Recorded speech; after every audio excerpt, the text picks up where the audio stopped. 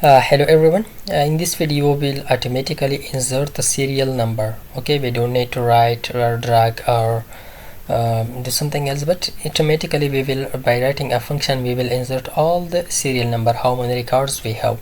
So let's do it. Okay, first of all I will convert this table, this data to the table. So to convert it to the table I can press Ctrl T or come here to the home and format as table. Okay, let's select this one.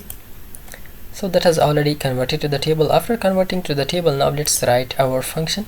So let's write equal to rows. Okay, this is the function that we will use. Press tab after opening it. So now we will select these cells. Oh, for the reference of this cell is B5. Okay, let's write V5.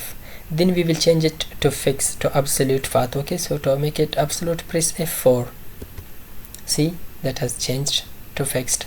Now let's press comma. So after that we will again select this cell. Okay, so for that let's first of all select this one. Okay, because we can directly select that. Then press left arrow key, okay, we came here to the name and we came here now to the serial number. Look at, okay, after coming to the serial number, close the parenthesis and press enter.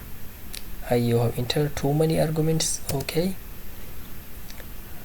sorry, let's remove this comma and we will place here colon. Okay, just place colon and press enter. See, everything has done. See, the serial number has automatically generated. If you would like to insert a new record, press enter. See, the record has inserted automatically.